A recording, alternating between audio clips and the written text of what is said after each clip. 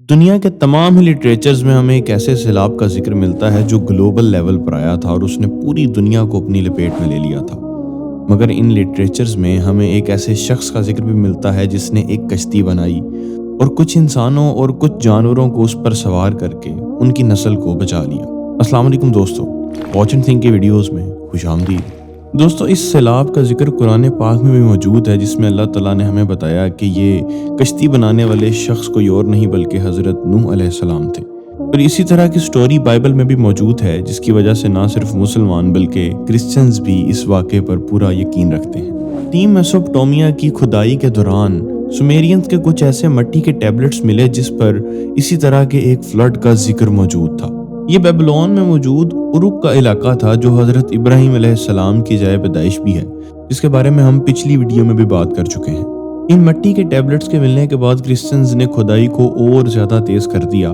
تاکہ وہ ایسے شواہد سے پردہ ہٹا سکیں جس سے یہ ثابت ہو سکے کہ یہ فلڈ کوئی کہانی نہیں بلکہ ایک حقیقت ہے۔ 1930 میں جا کر عرق کے مقام کی کھدائی کرتے ہوئے انہیں ایک مٹی کی بہت موٹی تہ دریافت ہوئی،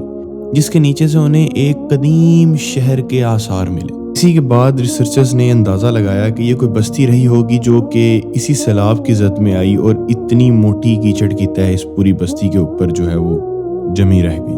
نہ صرف مسلمان، عیسائی اور یہودی اس واقعے کو مانتے ہیں بلکہ ہندوازم میں بھی اسی طرح کے ایک گریٹ فلڈ کا ذکر ملتا ہے، جس کے بارے میں ہم پہلے بھی ایک ویڈیو میں بات کر چکے ہیں۔ مگر یہاں پر ہم بات کر رہے ہیں سومیرینز کے پاس سے ملے ہوئے ٹیبلٹس کی، کیونکہ ہم جانتے ہیں کہ سومیرینز سے پہلے دنیا پر لکھنے کا ہنر تھا ہی نہیں۔ تو اگر سومیرینز نے اپنے مٹی کے ٹیبلٹس میں اس سیلاب کا ذکر اس طرح سے کیا ہے کہ یہ ان سے بھی بہت پہلے آیا تھا، تو یقینی طور پر یہ سیلاب انتہائی پرانے وقت میں آیا ہوگا۔ مگر تب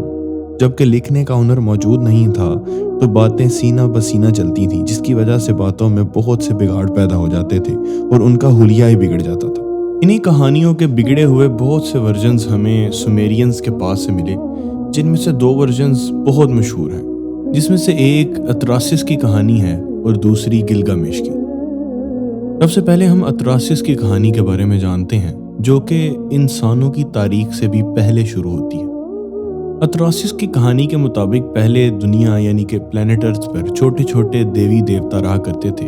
جنہیں بڑے دیوی دیوتاؤں نے بنا کر اس دنیا کی دیکھ بھال کے لیے چھوڑ دیا تھا۔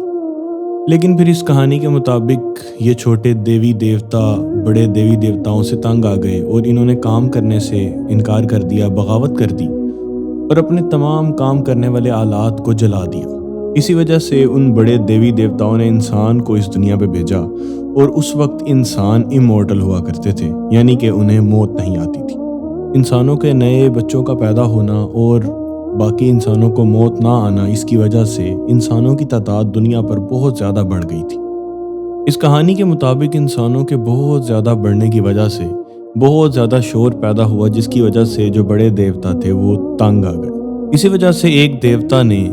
یہ فیصلہ کیا کہ وہ دنیا میں ایک بہت بڑا سیلاب بھیجے گا، جس کی وجہ سے تمام کے تمام انسان جو ہیں وہ ختم ہو جائیں گے۔ مگر یہیں پر ایک اور دیوتا جس کا نام انکی ہے، وہ انسانوں کی مدد کے لیے پہنچ جاتا ہے۔ اب انکی دیوتا اپنے ایک غلام اطراسس کو اس کی خبر پہلے سے ہی دے دیتا ہے اور اسے ایک کشتی بنانے کا حکم دیتا ہے، جس میں وہ کچھ انسانوں اور کچھ جانوروں کو اکٹھا کر لے تاکہ ان کی نسل کو بچایا جا سکے۔ جس طرح سے حضرت نوح علیہ السلام کی کشتی کا ذکر ملتا ہے کہ وہ پانی پر سفر کرتی رہتی ہے اور پھر ایک پہاڑ پر آ کر رکتی ہے، اور بائبل کے مطابق وہ وہاں سے اتر کر اس کشتی سے اتر کر ایک قربانی دیتے ہیں۔ بالکل اسی طرح سے اس اطراسس کی سٹوری میں بھی ہو بہو اسی طرح سے سب کچھ بیان کیا گیا ہے۔ مگر اس اطراسس کی سٹوری میں آخر پر جب وہ کشتی وہاں پر آ کر رکتی ہے، اس کے بعد انسان کسی وجہ سے اس سیلاب کے بعد مورٹل ہو جاتا ہے اور اسے موت آنا شروع ہو جاتی ہے۔ اور اسی طرح سے پھر دنیا میں انسانوں کی جو نسل ہے، جو آبادی ہے، وہ بیلنس ہوتی ہے کہ انسان پیدا بھی ہوتے ہیں اور مرتے بھی ہیں۔ یہاں پر دوسری سٹوری ہے گلگامش کی۔ گلگامش عرق شہر کا بادشاہ ہوتا ہے، ایک بہت ظالم بادشاہ ہوتا ہے اور اپنی رعایا پر بہت زیادہ ظلم کرتا ہے، جس کی وجہ سے اس کی قوم اس کے خلاف اپنے دیوتاؤں سے دعا کرتی ہے اور دیوتا ایک انکیدو نام کے شخص کو گلگامش سے مقابلہ کرنے کے لیے دنیا پر بھیج دیتے ہیں۔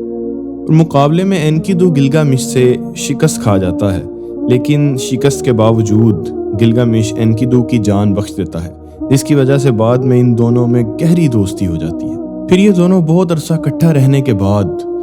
دنیا کے ایک سفر پر نکل پڑتے ہیں اور بہت سی بلاؤں کے ساتھ مقابلہ کرتے ہیں جن سے انسانیت بہت تنگ ہوتی ہے۔ مگر اسی دوران انکیدو کی موت واقع ہو جاتی ہے، جس کی وجہ سے گلگامش پر بہت گہرا صدمہ ہو جاتا ہے اور وہ اس بات کو اپنے دل پر لے لیتا ہے، جس کی وجہ سے اسے موت کا ڈر لاحق ہو جاتا ہے اور وہ امورٹل ہونے کے لیے پوری دنیا میں سفر کرتا ہے، کسی طرح سے اسے کچھ ایسی چیز مل جائے جس سے وہ موت سے بچ سکے۔ پھر اس کی ملاقات ہوتی ہے اتنا پشتم نامی ایک شخص سے، جو اس کہانی میں حضرت نوح علیہ السلام کا ایکویلنٹ ہے۔ اتنا پشتم ایک ایسا شخص ہوتا ہے جو امورٹل ہو چکا ہوتا ہے، کیونکہ اسے دیوتاؤں نے ایسی زندگی بخش دی ہوتی ہے کہ اس پر موت واقعہ ہوگی ہی نہیں، کیونکہ کسی زمانے میں دنیا پر ایک بہت بڑا فلڈ آیا تھا جس نے پوری دنیا کو اپنی لپیٹ میں لے لیا تھا۔ تو اس شخص اتنا پشتم نے ایک کشتی بنائی اور انسانوں کو اس کشتی میں بٹھایا اور ان کی نسل کو بچایا، جس کی وجہ سے اسے امورٹیلٹی حاصل ہو گئی۔ پھر اتنا پشتی گلگامش کو بتاتا ہے کہ سمندر کی تہہ میں ایک کوئی پودا ہے جس کو کھانے سے گلگامش بھی جو ہے وہ امورٹیلٹی حاصل کر سکتا ہے۔ پھر گلگامش سمندر کی تہہ میں جا کر اس پودے کو حاصل کر لیتا ہے، مگر واپسی کے دوران ایک سانپ اس سے وہ پودا چھین لیتا ہے، جس کی وجہ سے اسے ناکام ہی اپنے شہر واپس آنا پڑتا ہے اور وہیں پر اپنی زندگی باقی کی بچی افسوس کے ساتھ گزارتا ہے اور آخر مر جاتا ہے۔ یہ تو ظاہر ہے کہ یہ تمام سٹوریز کسی دماغ کی بنائی ہوئی خیالی سٹوریز ہیں جن کا نہ تو کوئی ایویڈنس ہے نہ تو کوئی حقیقت۔ لیکن دوستو، حضرت نوح علیہ السلام کے دور میں جو لوگ باقی بچ گئے تھے ان کے لیے یہ واقعہ سب سے بڑا واقعہ تھا، اور ظاہر سی بات ہے انہوں نے اپنی نسل کو آگے سے آگے یہ سٹوری سنائی ہوگی، مگر سینہ بسینہ چلتے ہوئے چونکہ وہاں پر لکھائی کا فن موجود نہیں تھا، اسی وجہ سے اس کہانی کی بہت سی جعلی کہانیاں بن گئیں۔ لیکن جس طرح سے سومیرینز نے حضرت نوح علیہ السلام کے اس سیلاب کے بارے میں الگ الگ سٹوریز اور الگ الگ طریقے سے لکھا ہے، اس سے محسوس ہوتا ہے کہ سومیرینز کی یہ تہذیب جو ہے وہ حضرت نوح علیہ السلام کے سیلاب کے بعد بہت قریبی وقت میں ہی رہی ہوگی۔ اسی وجہ سے اس قوم کی ذہنیت پر اس واقعے کا بہت زبردست قسم کا اثر نظر آتا ہے۔ لازمی سی بات ہے کہ شیطان نے ان انسانوں کو بھی بت پرستی میں ڈال دیا،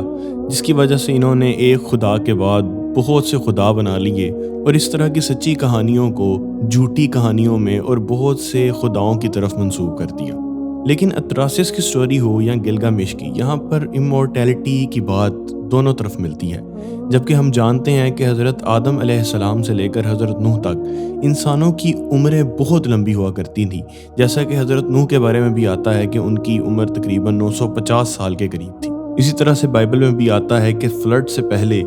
بہت لمبی عمریں ہوا کرتی تھیں، جبکہ فلڈ کے بعد عمریں جو ہے وہ چھوٹی ہو گئیں۔ جس طرح سے باقی تمام باتیں بدل گئیں، اسی طرح سے شاید یہ بات بھی لوگوں نے اسی طرح سے بدل دی کہ لمبی عمروں کو امورٹیلٹی کا نام دے دیا۔ دراصل شیطان نے ہر دور میں انسانوں کو گمراہ کیا ہے اور ان سچی کہانیوں کو